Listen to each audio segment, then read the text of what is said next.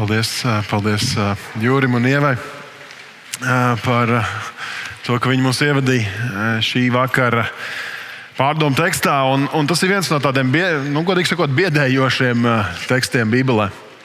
Par to, ka tev var šķist, ka tu esi gatavs sastapties ar Jēzu, un tomēr, tad, kad ir tas mirklis, tad izrādās, ka tomēr nē, ka kaut kas pietrūkst, ka nav pietiekami daudz tās eļļas, nav pietiekami daudz gatavības bijis. Varbūt ir bijusi pavirša gatavošanās, ir bijusi vieglprātīga attieksme. Un tas mūs izaicina. Tas mūs izaicina dzīvot katru dzīves dienu tādā lielā gatavībā. Un tas jautājums šodien, ko es gribu mūs visus nodarbināt, ir, vai tu esi gatavs? Vai tu esi gatavs sastapties? Vai tu esi gatavs iet šo ceļu līdz sastapšanās laikam? Jo gadu mī vienmēr ir tas brīdis, kur mēs reizē gan atskatāmies uz to, kas ir bijis, gan arī lūkojamies uz priekšu un mēģinam sagatavoties tam ceļam, kas vēl ir jāiet. Līdz šai dienai Jēzus otro reizi nav atnācis. Tas tikai liek mums domāt, ka viņš atnāks vai nu šovakar, atlikušajās pāris stundās, vai arī kaut kad nākotnē. Mēs nezinām, kad. Bet tas liek mums domāt, kad es ar viņu sastapšos otro reizi. Un mēs nezinām, vai mēs piedzīvosim to dienu, kad Jēzus nāks otro reizi visiem redzot, vai es vienkārši kādu dienu nomiršu un stāšos taisnīgas tiesas priekšā, Dievu priekšā. Un jautājums ir, vai tajā brīdī es neizrādīšos par vieglu? Vai tajā brīdī es būšu apklāts Dieva žēlastībā?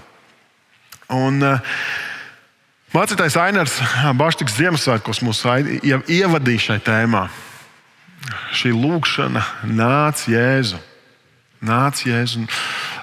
kas ir reizē gan vēsturiski piepildījies. Fakts ilgas pēc Mesijas, pēc glābēja, pēc Dieva dēla, kas ienāca toreiz pirms 2000 gadiem pasaulē kā mazs bērns, ko mēs svinam Ziemassvētkos katru gadu.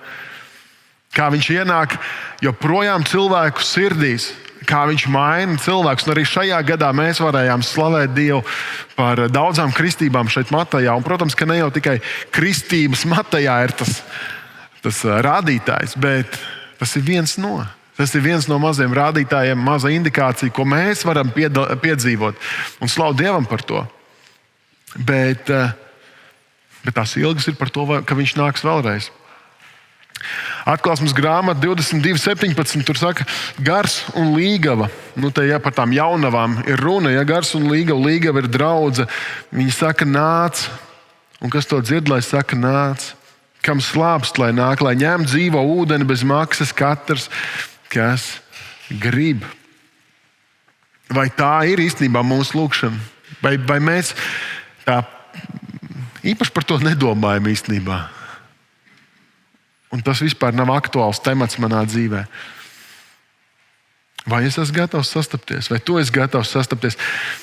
Tas, ko mēs redzam, ka arī Jēzus mūs brīdina, viņš saka, ka pasaulē būs daudz nejēdzības, būs daudz sāpju. Un savā ziņā arī kristieši, jeb viltus kristieši pie tā būs vainojami. Viņš, piemēram, Mateja evaņģēlija 24. nodaļā, kas ir nodaļa pirms tā, ko nu pat lasījām, viņš runā arī par to, ka mums jābūt nodomā. Viņš saka, tamdēļ, ka ļaundarība vairosies, mīlestība daudzos atdzisīs, bet kas izturēs līdz galam, tas tiks izglābts. Un tā ļaundarība ir atkal kontekstā ar to, ka tur ir daudz viltus Kristus nesēji. Daudz pievilšana, daudz sāpju, daudz maldu. Viņš saka, tāpēc, ka tas ies vairumā, kaut kādā brīdī vienkārši rokas nolaidīsies. Liekas, cik var, cik ilgi vēl, cik man ir ilgi jāiet, cik ilgi man ir jācīnās. Bet turpat viņš saka, Jēzus saka, bet to dienu vai stundu neviens nezina, kad būs šī otrā atnākšana. Nedz eņģeļi, ne debesīs, nedz dēls, kā vienīgi tēvs. Tātad es pat nevaru jums teikt, tad 2026. gadā sagaidīsim Jēzu. Tad es būtu automātiski liekams kādu viltus sludinātāju kategorijā. Jēzus saka, ka viņš pat to nezina, ka to tikai Tēvs zina, ka neviens eņģelis to nezina. Līdz ar to nevar atklāt cilvēkam, līdz tas nenotiks. Bet reizē turpat Jēzus arī viņš mūs aicina būt nomodā. Viņš saka, esiet nomodā, jo jūs nezināt, kurā dienā jūs kungs nāks. Tādēļ esiet arī jūs gatavībā, jo cilvēka dēls nāks tajā stundā, kad jūs negaidāt. No vienas puses viņš saka, esiet gatavi, jo ko līdz jūs negaidīsiet, var būt tā stunda. Es atceros, ka pirms daudziem gadiem runāju ar kādu savu draugu, kurš bija uzaudzis kristīgā vidē un ģimenē. Un tajā brīdī mana ticība auga augumā un viņa ticība gāja mazumā. Un mēs runājām par to. Viņš teica, liecies mierā. Liecies mierā, kad es būšu vecs, tad es nožēlošu visu, kas jānožēlo. Es atnākšu uz baznīcu, noziedošu to, kas jānoziedo. Viss būs, es visu sakārtošu. Viņš saka, bet ļauj man vienkārši dzīvot. Viņš saka, es šobrīd negaidu to. Tā, kad es jutīšu, ka ir tā mirstamā stunda klāt, tad es izlīkšu ar visiem. Tad es izlīkšu arī ar Dievu. Bet kā tad mēs varam būt gatavi? Un es domāju, šovakar, es nezinu, vai jau sāka snikt, man liekas, ka vēl nesāka snikt, bet tā, ka mēs braucam ar mašīnu un apkārt ir putenis vai tādi netik labi laikapstākļi, mums jābūt dubult uzmanīgiem par visu, kas notiek apkārt. Un ir vairākas lietas, ko mēs mašīnā darām. Un viena no tām ir, mēs ik pa laikam paskatāmies spoguļos, lai redzētu, kas ir bijis, vai kaut kas netuvojas no aizmugures. Bet reizē es domāju, skats atpakaļ ir vērtīgs virziens, kurā ik pa laikam palūkoties, lai ieraudzītu, ko Dievs ir darījis. Ko Dievs ir darījis līdz šim. Un gadu mijā mēs bieži vien skatāmies, kas ir bijis. Kas ir bijis labs, kas ir bijis slikts, ko es varu mācīties no savas pagātnes pieredzes. Es domāju, ļoti svarīgi, lai mēs augtu ticībā un paliktu gatavībā, ka Jēzus nāks vēlreiz, ka Dievs turpinās darboties. Mums ir svarīgi, skatoties uz atpakaļ, redzēt, ko Dievs jau ir darījis. Un tur viens no spilgtākiem piemēriem Bībelē, un man ļoti mīļiem stāstiem ir par to, ka tad, kad Mūzes bija miris, kas izveda Izraēlu tautu no verdzības Ēģiptē un veda uz apsolīto zemi, bet bija tuksnesī, un kad viņš mira, viņš nodeva šo stafetes kociņu vadības pozīciju Jozuā, kur uzdevums bija savukārt ievest Izraēlu tautu apsolītajā zemē, izcīnīt visas svarīgās cīņas, un viņiem bija jāšķērso Jordānas upe, kur arī Dievs līdzīgi kā apturēdams ūdeņus sarkanajā jūrā, kad viņš šķērsoja jūru, tā viņš arī Jordānas upē aizturēja ūdeņus, un viņi gāja pāri, un Jozuā sacīja tautu cilšu vadītājiem, viņš saka, pārējiet upi kunga sava Dieva šķirsta priekšā un Jordānas vidū celiet katrs uz pleciem vienu akmeni pēc Izraēla dēla cilšu skaita, lai tie jums ir kā zīme. Kad jūsu dēli reiz jautās, kas tie par akmeņiem, tad sakiet viņiem, ka Jordānas ūdeņi izsīka kunga šķirsta priekšā, kad tas gāja pāri Jordānai. Tad Jordānas ūdeņi izsīka, lai šie akmeņi Izraēla dēliem ir piemiņa uz mūžiem. Tad viņi burtiski gāja un paņēma, es nezinu, kāda akmeņa tur ir, vai tur ir dolomīti, tā kā pie mums, vai kaut kādi citi akmeņi, bet viņi paņēma 12 pietiekami lielus akmeņus, ko varēja salikt vienu virs otru un izveidot tādu kā piemiņas vietu, pieminekli savā ziņā, vai ne? Piemiņas zīmi. Un ikdienā tu par to nedomā, bet ik pa laikam tu paskaties. Un ik pa laikam tur ir nākamā paudze, kas nāk un prasa, kas tas ir. Un ir svarīgi, ka mēs zinām, kāpēc mēs to kādreiz uzcēlām. Un tādēļ ir svarīgi, ka mēs atskatāmies atpakaļ pagātnē. Varbūt pierakstam šīs liecības kaut kādā savā bloknotā, ko tu varēsi vēlāk saviem bērniem vai mazbērniem nodot, tad, kad būs sirmā vecumā. Liecības. Krāt savus stāstus, savus piedzīvojumus ar Dievu. Un tad tu redzēsi, ka Dievs tevi ir vedis tik tālu. Un gan jau viņš vedīs arī mūs tālāk. Kas man atgādina 1. Samuela grāmatu, kur arī Izraēla tauta cīnās ar filistiešiem. Un viņiem kaut kas arī sekmējās. Viņiem izdodas aizdzīt un patriekt filistiešus. Un kādā brīdī Samuēls, kurš pildīja gan augstā priestera, gan šī soģa lomu, kā pēdējais no tiem, kurš vēl nebija ķēniņš, jo pēc viņa nāca ķēniņš Sauls un vēlāk Dāvids. Bet Samuēls ņēma kādu akmeni un novietoja starp Mītspu un Šēnu. Un viņš to nosauca par Ebenezeru, sacīdams, līdz šejienei kungs mums ir palīdzējis. Ja? Tad Ebenezer, tik tālu Dievs mūs ir atvedis, tik tālu viņš mums ir palīdzējis. Tas burtiski to arī nozīmē palīdzības akmens. Tu burtiski noliec kaut kādu vizuālu zīmi par to, ko Dievs ir darījis. Kas būs tas par 2025. gadu? Ko tu vari pateikt? Te Dievs mani ir atvedis. Viegli ir tiem, kas saka, kur es svinēju šogad kristības, es šogad pieņēmu Jēzu. Tu vari ielikt 2025. gads ir tas brīdis, kad man dzīve mainījās, kad es tiku ieaicināts ģimenē, Dievu ģimenē. Bet kas ir tiem, kas jūs senāk esat kļuvuši par kristiešiem šajā gadā, kur tu vari teikt, jā, Dievs man aizveda tik tālu. Viņš man sargāja, viņš man vadīja, viņš man deva iespējas. Bet mēs arī nevaram dzīvot visu laiku pagātnē. Mums ir jāskatās uz priekšu. Kad mēs braucam, ir svarīgi vairāk laika pavadot, skatoties uz priekšu. Un tas jau ir tas, kur tā īstā dzīve sākas. Mēs nevaram visu laiku pagātnes liecībās un stāstos dzīvot, jo ķēniņš Salamans, piemēram, saka, kas visu laiku domā par pagātni un saka, ka tie laiki bija labāki nekā šie. Tā nav gudra domāšana, ja? Tā nav gudra dzīve. Tad tu esi visu laiku kaut kur citā realitātē. Bet arī Jēzus mūs aicina domāt par to, kas mūs sagaida priekšā. Kaut kur arī, es teiktu, plānot, kaut kur ieguldīties. Jēzus pats, viņš 14. Jāņa evaņģēlijā 14. nodaļā runā par to, kā viņš ies debesīs, sagatavos mums mājokli. Un viņš saka, es būšu aizgājis un vietu jums sataisīs. Es nākšu atkal un ņemšu jūs pie sevis, lai arī jūs būtu tur, kur es esmu. Tad viņš jau nofiksē mūsu skatu uz debesīm. Kā tā senā dziesma, tev ceļnieki galamērķis debesis. Tas ir tas virziens, uz kurien mēs ejam. Mums nav šeit paliekošu mājokļu. Šis ir tikai tāds starpposms no mūsu dzimšanas līdz mūžībai, kamēr turpināsies. Un Jēzus turpat viņš saka, bet kur es noeju, jūs ceļus zinat. Un vienmēr, kad šo raksturvietu es lasu, un es to lasu bieži bērēs, tad tas jautājums ir, vai tiešām mēs zinām to ceļu? Cik labi mēs zinām ceļu? Un tur ir Toms, kurš saka, es nezinu ceļu. Kā lai mēs zinām ceļu? Skatoties uz priekšu, ir svarīgi zināt, kas tad ir tas ceļš. Kas ir ceļš? Un Jēzus, viņš tur skaidri un gaiši pasaka, es esmu ceļš, patiesība un dzīvība. Neviens nenāk pie Tēva kā viens ar mani. Ļoti ekskluzīva vēsts.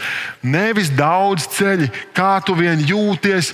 Galvenais, ka tev ir labi. Viņš saka, nē, ir viens ceļš, un tas ir Jēzus. Un tas nav diskriminējoši pārējiem. Tas vienkārši ir godīgi pateikt. Mēs ticam šādi, ka Jēzus ir vienīgais ceļš, un viņš to pasaka, nevis mēs. Un mēs mēģinām palikt uzticīgi tam, ko vārds saka, ko Bībele saka. Un līdz ar to, ja es gribu skatīties uz priekšu, man ir jāskatās uz ceļa. Es neesmu cilvēks, kurš ar moci būtu daudz braucis. Bet to es esmu dzirdējis no tiem džekiem, kuri brauc ar močiem, ka tu brauc tur, kur tu skaties. Ja tu skaties uz ceļu, tu esi uz ceļa. Ja tu sāc skatīties riņķi apkārt, tu agrāk vai vēlāk būsi kaut kur ne tur, kur tu plānoji. Mums ir jātur acis uz ceļa. Vai arī mēs nonāksim ne tur, kur mums vajag. Bībele saka, ka ceļš ir šaurs. Un ja vien mēs zinām, ka Jēzus ir mans ceļš, un es skatos uz viņu, tad visam ir jābūt kārtībā. Ja man liekas, ka es pats spēšu izdomāt, tad laikam nebūs gan. Un tāpēc ir svarīgi, ka mēs arī skatoties uz nākamo gadu, savu dzīvi, kur mēs iesim, mazliet pavadām laiku ieplānojot. Ieplānojot savu, kā es sākumā teicu, to garīgo izaugsmu, kur es augšu, kur es pavadīšu laiku ar viņu, kur es klausīšos, kur viņš mani vada, kā es to ieplānošu. Vai tas man būs no rīta, vai tas būs vakarā, kad es pavadu laiku vārdā lūdzot, vai tas būs pusdienu laikā, kad es varu izrauties mazliet no ofisa un apsēsties kaut kur, atvērt savu Bībeli padomāt. Un es zinu, ka dažiem no jums tas darba grafiks ir tādā skrējienā, ka no rīta līdz vakaram tur nav laika atalpai, ka tas nav iespējams, bet ieplānot to vajag. Ieplānot to vajag. Jēzus, viņš kādā brīdī saka, bet kurš no jums gribēdams celt torni, vispirms apsēdies, neaprēķinās izdevumus, vai pietiks līdzekļu darba veikšanai, lai tad, kad viņš pamatus ieliek un nespēja pabeigt, visi, kas to redz, nesāk zoboties. Viņš mums runā, un tur viņš runā par sekošanu viņam. Tas nav tā, ka viņš tagad par celtniecību runā. Viņš teica, tā ir vienkārši ilustrācija. Viņš teica, ja tu gribi man sekot, tad padomā kārtīgi, kā tu varēsi to izdzīvot. Kur ir tās vietas? Un citā vietā, Lūkas evaņģēlijā 9. nodaļā, viņš teica, neviens, kas savu roku uzlicis uz ārkla un skatās atpakaļ, nedara Dieva valstībai. Un te nav runa par tiem piemiņas akmeņiem, ko nolikt ik pa laikam. Te ir par to, ka tu apņemies sekot Jēzum līdz beigām, bet reizē skaties atpakaļ un sapņo par vecajiem labajiem laikiem, kad tev bija brīvi dzīvot, kā vien tu iegribies. Es saku, tev jāskatās uz priekšu, jāskatās, kur Dievs tev vada, kur ir tas šaurais ceļš. Mateja evaņģēlija burtiski pēdējie vārdi, ko viņš saka saviem sekotājiem, saviem mācekļiem, ir tā saucamā lielā pavēle, lielais uzdevums, ko viņš iedod. Un viņš saka, man ir dota visa vara debesīs virs zemes, tādēļ ejiet un dariet par mācekļiem visas tautas, tās kristīdami Tēva, Dēla un Svētā gara vārdā, tās mācīdami turēt visu, ko es jums esmu pavēlējis. Un redzēs, esmu ar jums ikdienas līdz laiku beigām. Viņš saka, redz, tajā ceļā, kas tev ir, tur ir daudz īstenībā uzdevumi. Garīgi uzdevumi, un tie nav attiecināmi tikai uz mācītājiem vai kaut kādiem īpašiem kalpotājiem draudzē. Tas ir visai Kristus draudzē, visam viņa ķermenim, visai viņa miesai. Uzdevums ir būt par liecību, nest gaismu, darīt citus par mācekļiem, liecināt par Jēzu, pievest kādu tuvāk viņam, palīdzēt viņam satvert debesu valstību. Un Jēzus saka, es būšu ar tevi līdz laiku beigām, līdz tai otrajai atnākšanai. Es jau nekur nepazūdu. Fiziski, jā, bet caur savu garu viņš ir klātesošs saviem bērniem. Skats uz priekšu. Un tas būs arī mūsu kā draudzes uzdevums un atbildība. Ieraudzīt 26. gadā, kur un kā mēs varam vēl labāk un mērtiecīgāk darīt citus par mācekļiem. Kā mēs varam aizsniegt visas tautas? Kā mēs varam šeit pat Rīgā, Latvijā, Pierīgā aiznest evaņģēliju skaidrāk, labāk? Un mēs, godīgi sakot, draudzes padomē un draudzes vadības komandā lūdzam šobrīd par to, lai Dievs mums rāda, vai ir kaut kāda pilsēta vai Rīgas piepilsēta vai reģions, kur mēs varētu dibināt nākamajā gadā vai vismaz iesākt kaut kādu darbu, kā tādu misijas staciju. Mērtiecīgi, nevis tā vienkārši, tā jau redzēs. Mēs esam tajā aprēķināšanas, kalkulēšanas procesā, kur mēs gribam redzēt, kur Dievs mūs vada. Tā kā mēs esam ceļā uz priekšu, ir labi zināt, kas ir bijis pirms tam, ir labi skatīties uz priekšu, bet ir labi zināt, kas ir ap tevi. Skats ap sevi. Pastīties pa labi, pa kreisi, uz priekšu, uz atpakaļ, kas šeit pat tev varbūt sēž blakus. Jo tas ceļš ir labs ejams kopā. Un mēs sakām, parādi man savus draugus, es pateikšu, kas tu esi, vai kāda ir tava nākotne, atkarībā no tā, kurā dzīves stadijā varbūt tu to teicienu izmanto. Bet tas nav tikai jaunās derības princips, bet tas ir vispār dzīves princips. Parādi man tos cilvēkus, ar kuriem tu esi, un es pateikšu, kāda ir tā tava ietekme. Kāda ir tā ietekme uz tavu dzīvi. Un tāpēc es domāju, ir vērts paskatīties, ar kuriem cilvēkiem man visvairāk sanāk pavadīt laiku kopā. Kas ir tas saturs, ko es patērēju tagad arī sociālos tīklos, YouTube, vienalga, ko tu klausies ikdienā, mašīnā, internetā vēl.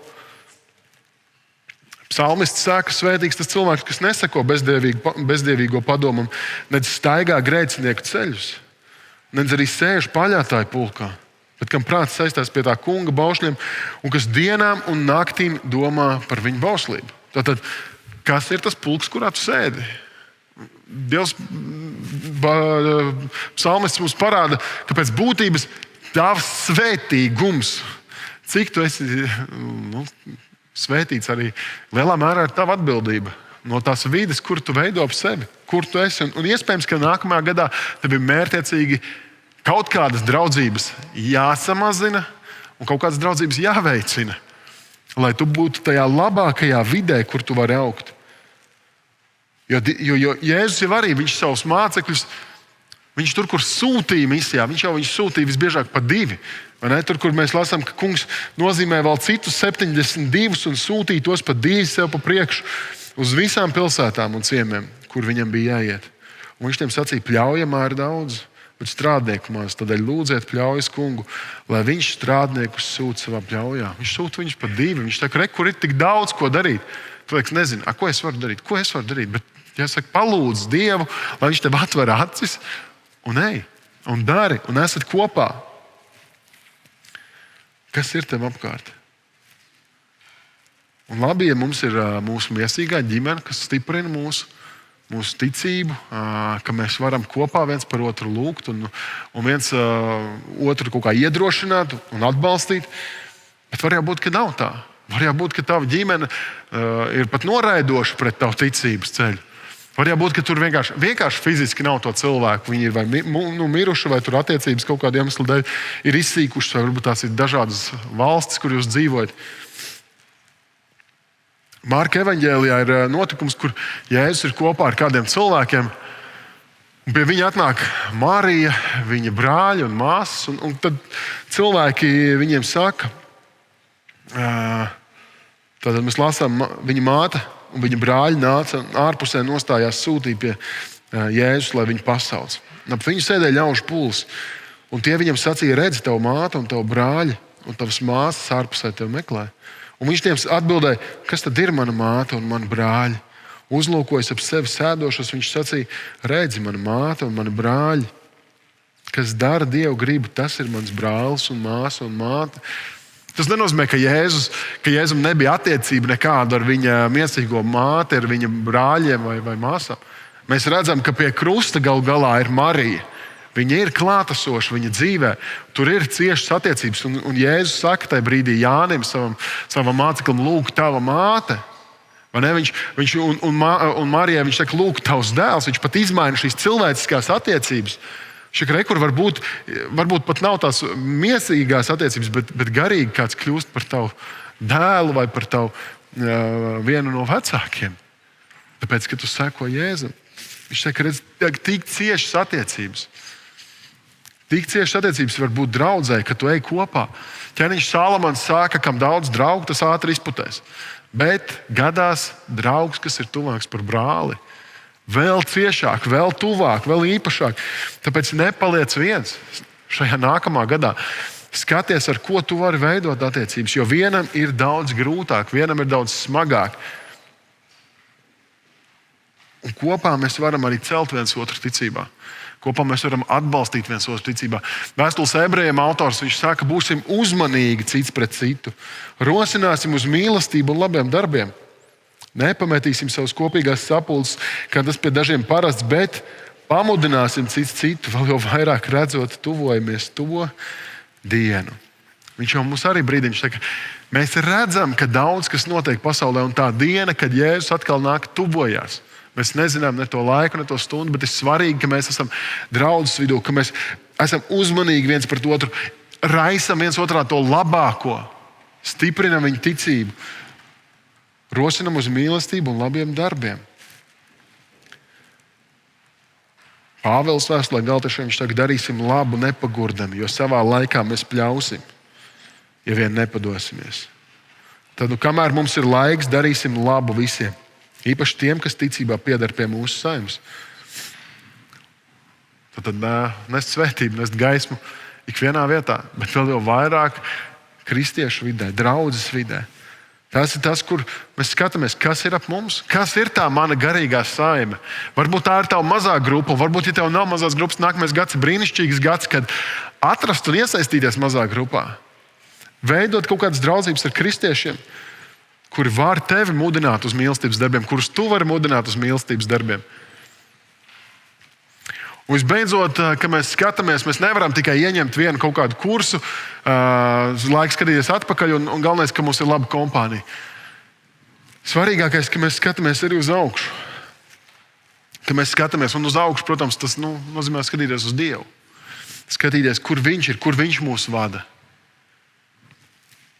Psalmists saka, es savas acis paceļu uz kalniem, no kurienes gan man nāks palīdzība. Man palīdzība nāk no tā Kunga, kas radījis debesis un zemi.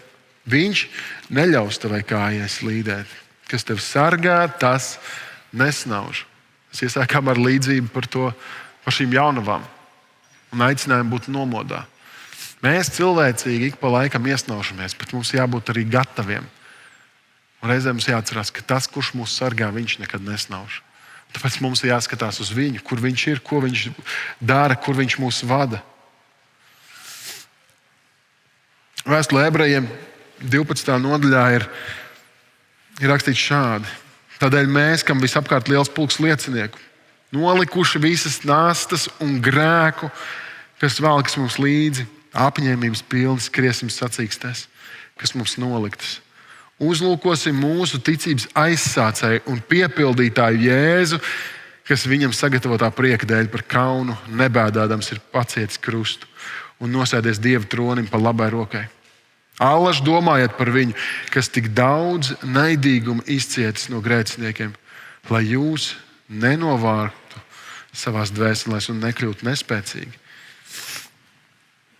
Viņš saka, mums ir tas skrējiens dzīvē jāskrien, bet, lai to noskriet, mums ir jāskatās uz Kristus paveikto. Un tas ir tas, ko mēs pēc brītiņa darīsim. Mēs skatāmies uz Kristus nopelnu, uz viņa atdoto miesu, uz viņa izlietām asinīm, uz žēlastību, ko mēs saņemam. Jo, ja es skatos uz savu dzīvi, es redzu tur pārāk daudz kļūdas.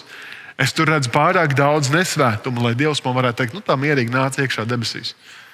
Noslauk kājas un viss būs kārtībā. Bez Kristus nopelna man tas nav iespējams. Bez Kristus nopelna tev tas nav iespējams. Mums ir vajadzīgs uz viņu skatīties. Mums ir viņš jātur acīs. Jo ko līdz mēs aizmirstam žēlastību, kas nāk no Kristus, mēs sākam moralizēt, mēs sākam viens otram pārmest par daudz, mēs sākam viens otru iznīcināt, jo neviens jau nav pietiekami svēts, neviens nav pietiekami labs. Un tad, kad mēs skatāmies uz Kristu, tad mēs ieraugam viņa žēlstību, viņa mīlestību, viņa klātbūtni, viņa labestību. Un, kad mēs vairāk uz viņu skatāmies, tad apkārt savairojās daudz arī smējēji, kurš saka, tu esi naivs. Tu esi naivs, tu esi kaut kādam pasaku tēlam bez mazvai ticis. Labi, bija viņš vēsturiska persona.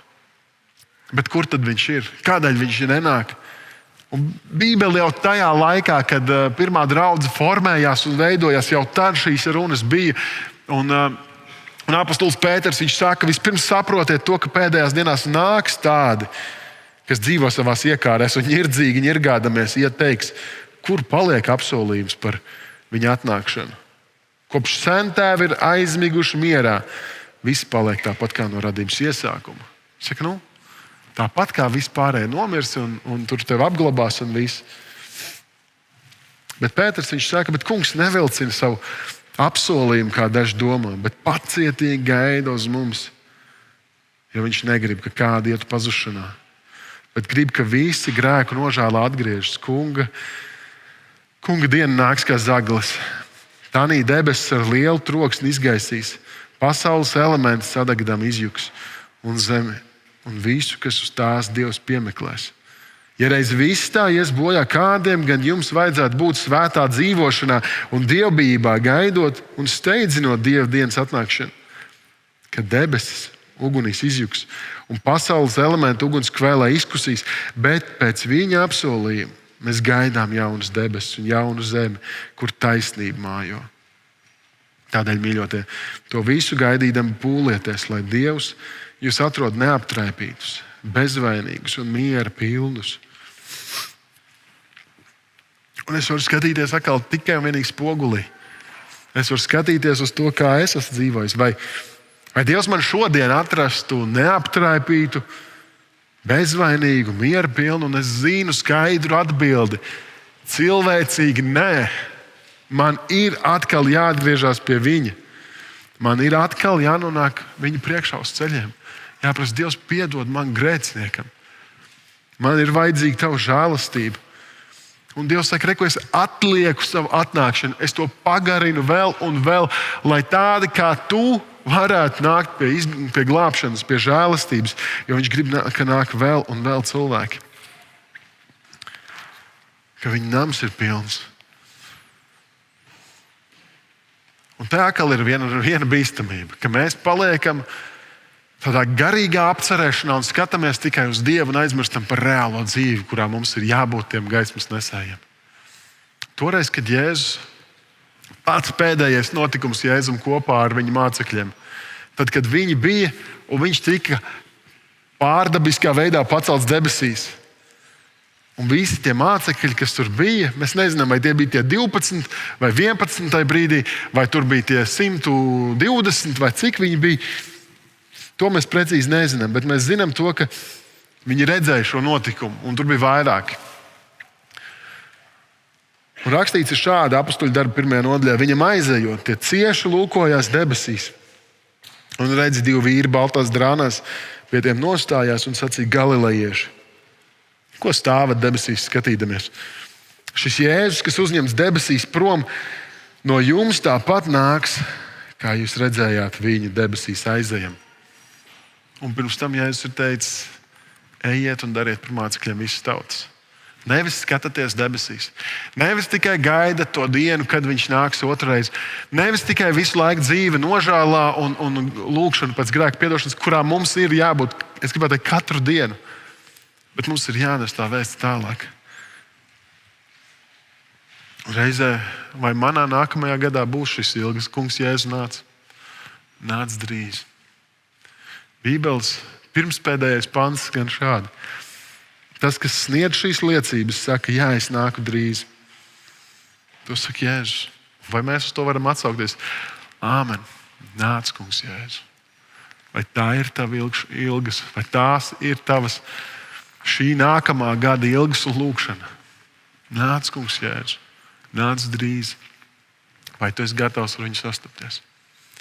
Es aicinu, ka mēs varam piecelties, ka mēs varam lūgt un sagatavot savu sirdi, lai baudītu svēto vakarēdienu. Kungs, Dievs, mēs nākam tavā priekšā ar pateicību par to, kas ir bijis, ar lūgšanu par to, ko tu esi sagatavojis mūsu dzīvē. Kungs, un reizē ar lūgšanu, ka tu mūs taisno, ka tu mūs apžēlo atkal un atkal, ka tu mazgā mūsu kājas, ka tu dod mums jaunas drēbes, tīras drēbes, lai varam dzīvot uz priekšu, neaptraipīt dzīvi, kungs, ka varam novērsties no grēka darbiem, nožēlot tos un dzīvot tavam godam. Kungs, tu redzi, kas ir mūsu sirdī, tu redzi, kas ir mūsu prātā, tu redzi, kas ir mūsu rokās, tu redzi, kādu ceļu mēs staigājam. Es lūdzu, ka mēs varam iet pa šauro ceļu, pa patiesības ceļu, ka mēs varam iet tavu ceļu. Svētī mūs, sagatavo mūs, lai varam cieņpilni nākt tavā priekšā un baudīt šo piemiņas mīlestību. Amen.